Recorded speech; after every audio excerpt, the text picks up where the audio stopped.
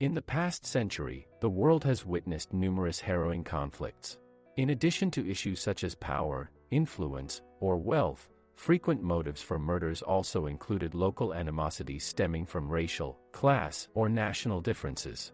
While we are most familiar with crimes from World War II, the USSR, or the former Yugoslavia, it is also valuable to explore more recent examples, such as the events of 1994 in Rwanda. Not only were these events one of the most tragic instances of genocide in the modern world, but they also represent perhaps the greatest failure of the UN.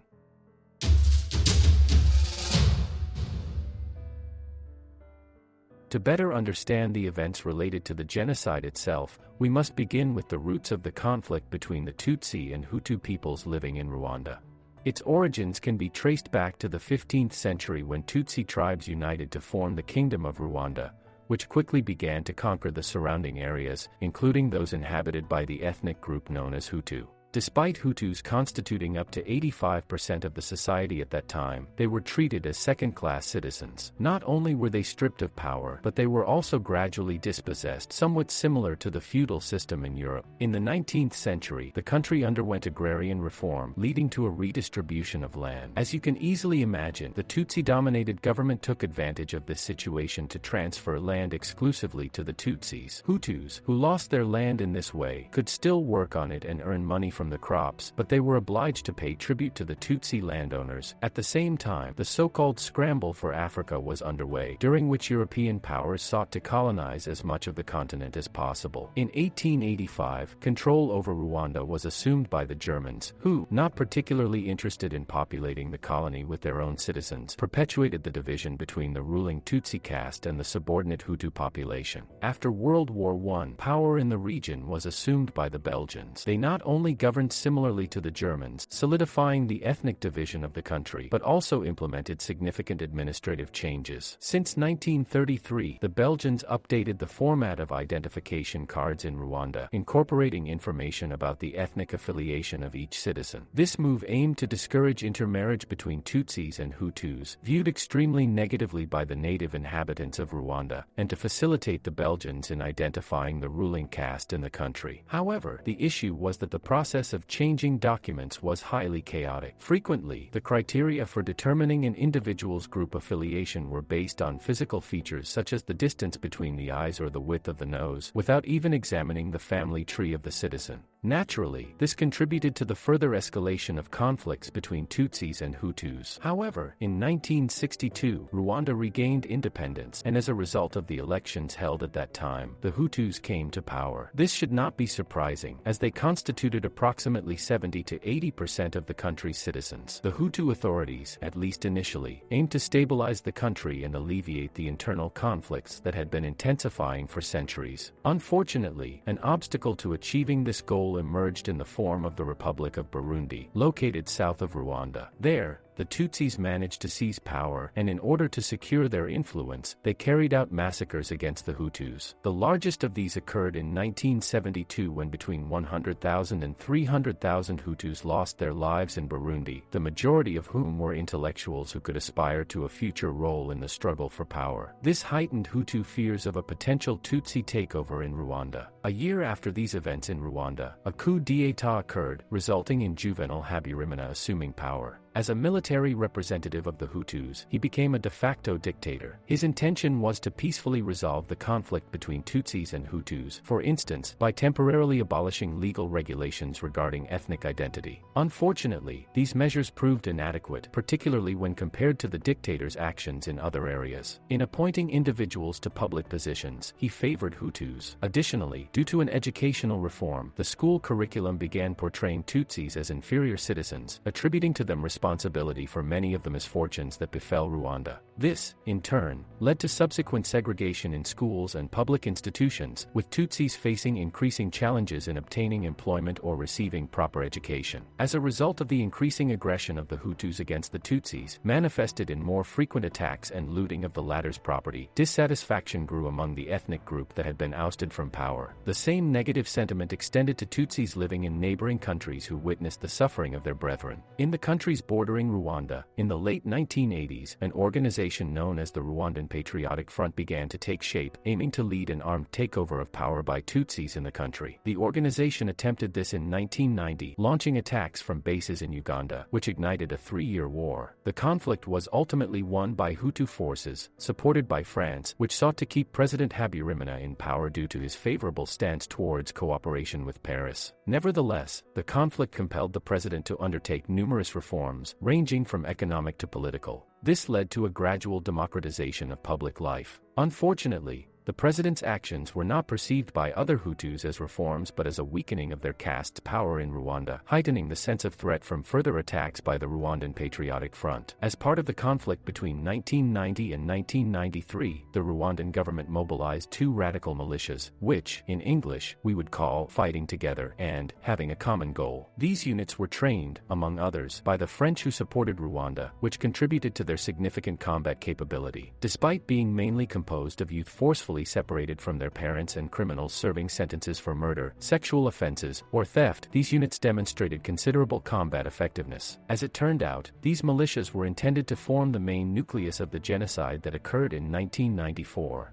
It is worth noting here that the course of the genocide itself was quite chaotic, and in many cases, there is simply no evidence to identify specific organizers of individual events. However, the 2 main centers planning the described genocide were the Rwandan government, where the majority were Hutus seeking to maintain the existing status quo, in which Tutsis had no opportunity to participate in political life. Additionally, the fanatical guard of the president of Rwanda acted as a kind of armed arm for Hutu politicians. The first event that triggered the massacre was the shooting down of President Habyarimana's plane on April 6, 1994. At that time, he was returning from talks with the president of Burundi, an act interpreted by Hutu extremists as an attempt to negotiate with Tutsis. Tutsis were, of course, accused of carrying out the attack, as the plane mainly carried Hutu politicians. However, there are many indications that, in reality, the presidential guard was responsible for the attack, either acting on the instructions of politicians who had been planning genocide for some time or on behalf of the head of the Rwandan Patriotic Front,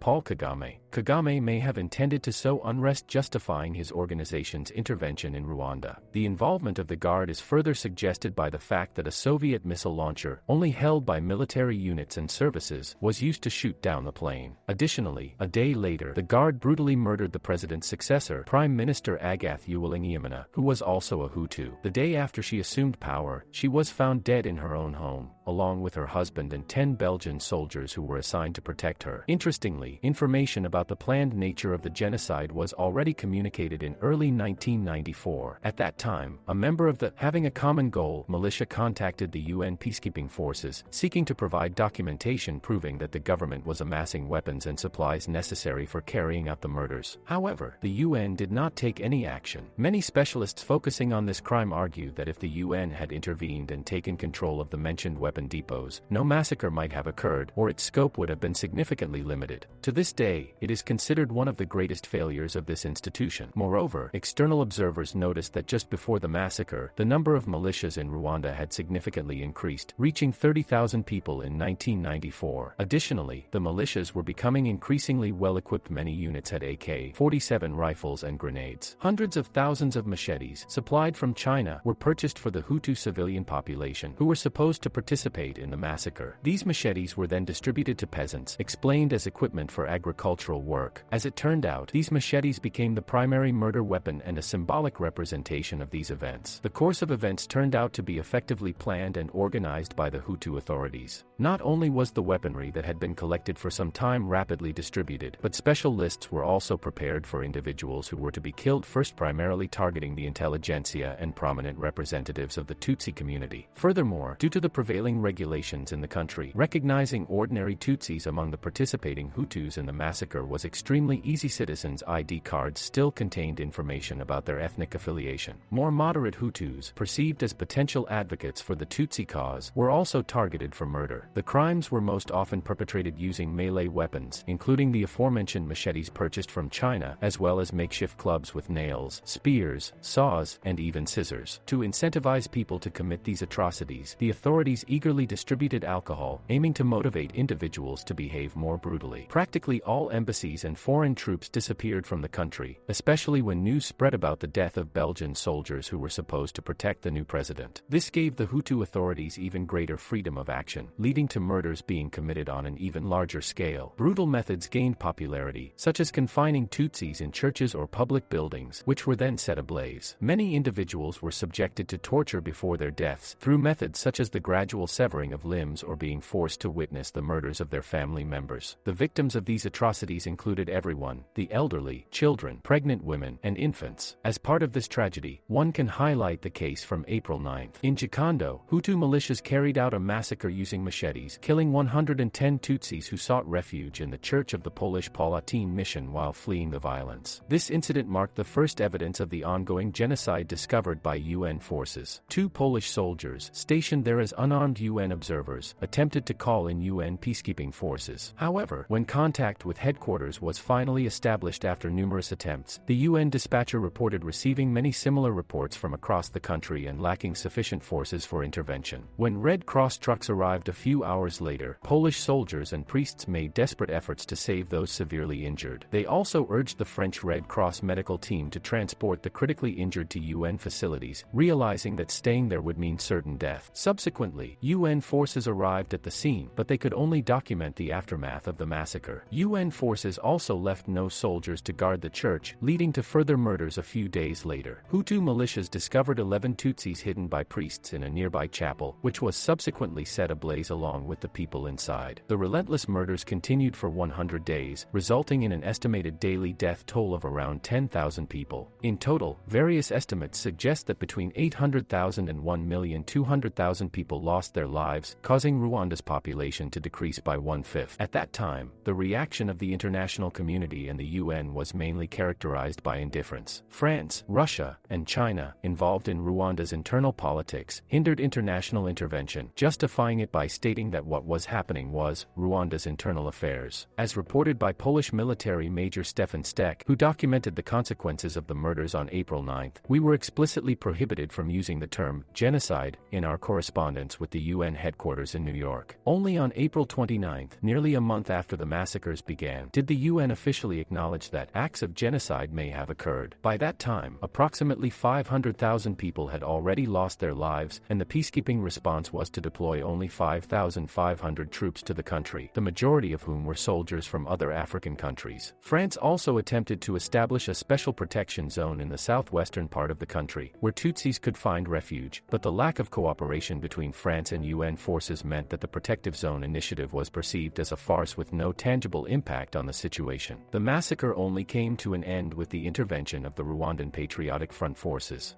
Militias of this group entered the country from Uganda and Tanzania shortly after the massacres began, and following a 3-month campaign, they defeated the Hutu militias, ousted the Hutu-dominated government, and established a new government in its place, this time dominated by Tutsis. The aftermath of these events was the mass emigration of Hutus from Rwanda, fearing retaliation for the crimes committed. Approximately 4 million of them fled to Zaire, Tanzania, Uganda, and Burundi. This caused significant ethnic disturbances in these countries, as the power in those nations was dominated by Tutsis, leading to further internal conflicts. In addition, seeking ways to seek revenge, the new Rwandan authorities invaded Zaire 2 years later, attacking refugee camps and murdering Hutus who sought shelter there. The other countries where Rwandan migrants arrived, observing what happened in Zaire, initiated mass anti-migration actions, involving the capture of Hutus in their own countries and transferring them to Rwanda. Tutsis often executed captured Hutus at the border, and those who survived were frequently sent to prisons where, due to severe overcrowding, they succumbed to hunger, diseases, and extreme exhaustion. To this day, trials of Hutus accused of participating in the genocide continue in the country. However, these trials bear little resemblance to Western standards of justice and often resemble show trials, reminiscent, for example, of those in Soviet Russia. The other countries where Rwandan migrants arrived, observing what happened in Zaire, initiated mass anti-migration actions, involving the capture of Hutus in their own countries and transferring them to Rwanda. Tutsis often executed captured Hutus at the border, and those who survived were frequently sent to prisons where, due to severe overcrowding, they succumbed to hunger, diseases, and extreme exhaustion.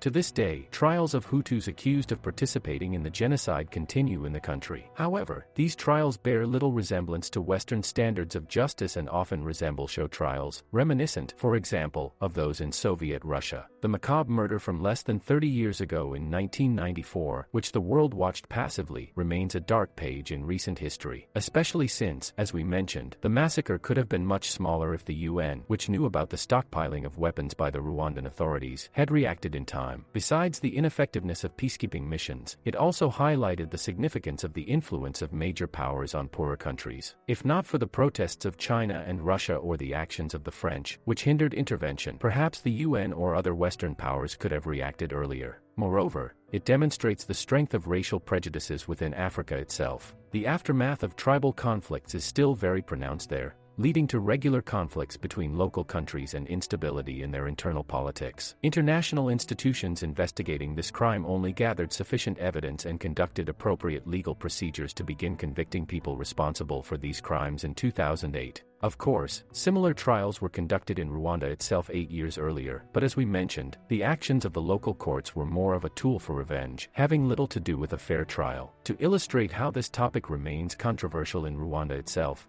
it is worth mentioning that on the Rwandan government's website, as recently as 2015, there was a genocide tab on the homepage, leading to a brief paragraph explaining what genocide is and what it is not. The tab also provided information on which museum exhibits covered certain examples from the genocides marked in the 20th century. Notably, there was no mention of who, when, or under what circumstances 1 million people were murdered in this country. If you found this video interesting, please share it and help reaching more audience with its message. If you don't want to miss any further episodes, subscribe and allow notifications.